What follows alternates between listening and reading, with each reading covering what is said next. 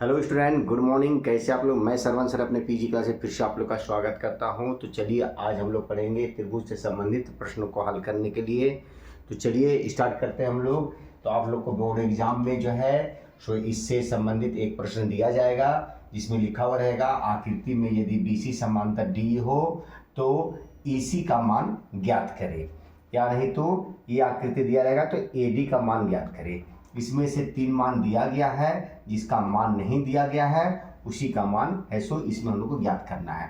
तो पहला क्वेश्चन में है ईसी का मान ज्ञात करना है और इसमें एडी का मान ज्ञात करना है। तो देखिए यहाँ पर बीसी समांतर डी लिखा हुआ रहेगा और जिसका मान ज्ञात करना है वो दिया हुआ रहेगा। लिखा हुआ रहेगा आकृति में बीसी समांतर डी हो तो ईसी का मान ज्ञात करें। तो चलिए हम लोग हल करने के लिए जानते हैं। तो ये है हम लोग का थेल्स परिमेय से ये बनेगा, जिसमें है सो दो भुजाएं आपस में क्या होती है, बराबर होती है, समांतर होती है। देखिए ये बीसी जो है सो डीई के समांतर है और समांतर को हम लोग इस तरह से चिन्ह से है सो निरूपित करते हैं, दिखाते हैं। तो यहाँ पर लिखा हुआ है बीसी समांतर डी है।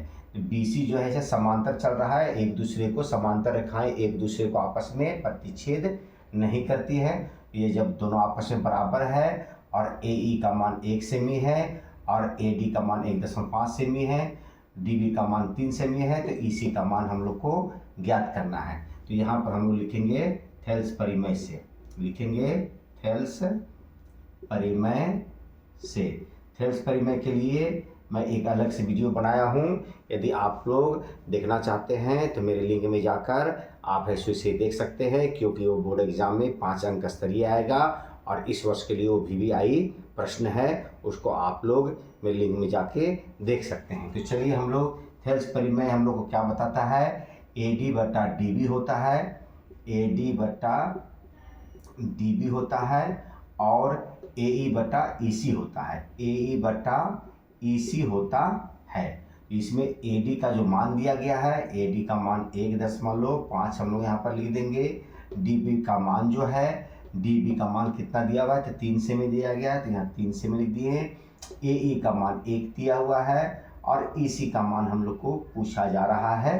तो चलिए यहाँ पर जो है या का चिन्ह दे देते हैं हम लोग।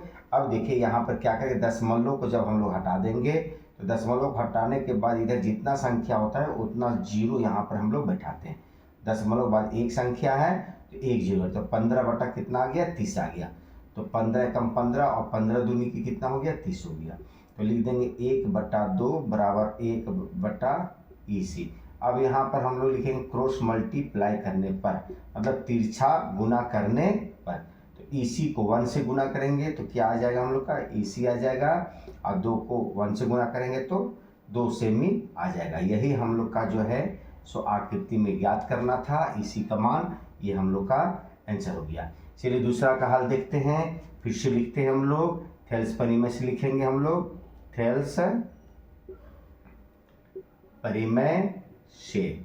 थेल्स परिमेय में क्या बोलता है, तो AD बटा DB और AE बटा EC, AD बटा DB और AD बटा DB और AE बटा EC। चलिए अब इसमें जिसका मान निकालना है वो यहाँ पर हम लोग को छोड़ देंगे। AD का मान निकालना है तो AD तो कुछ दिया नहीं है तो AD को हम लोग रहने देंगे। DB कितना दिया है, तो DB 7.2 दिया गया है, तो यहाँ पर हम लोग 7.2 सेमी हम लोग लिख दिए। AE का मान कितना दिया हुआ है, तो 1.8 सेमी दिया गया है और EC का मान 5.4 सेमी दिया गया है। अब देखिए दशमलव और दशमलव इसमें बराबर है, एक अंक के बाद यहाँ भी दशमलव, एक अंक के बाद यहाँ भी दशमलव है। 18 कम 18 और 18 तिया 54 हो जाता है।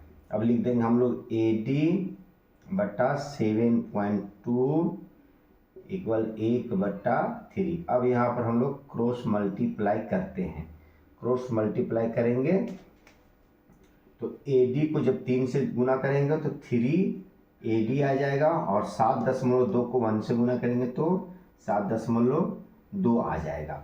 या लिखेंगे AD का मान लिखेंगे हम लोग यहाँ पर, AD बराबर 7.2, ये गुना में है तो नीचे बटा में चला जाएगा, 7.2/3।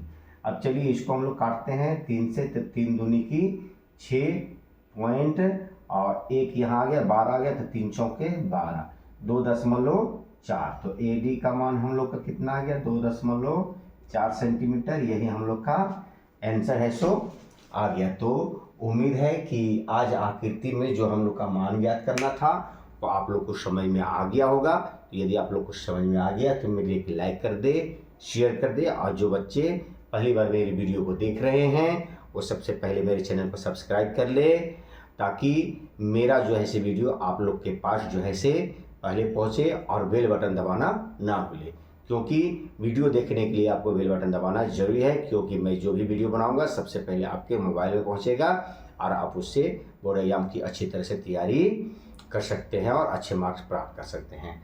तो चलिए, यदि आप लोग को ये समझ में आ गया है तो नेक्स्ट में हम आप लोग को लिए अच्छे से अच्छी वीडियो लाएंगे। तब तक के लिए have a nice day, good day, take care.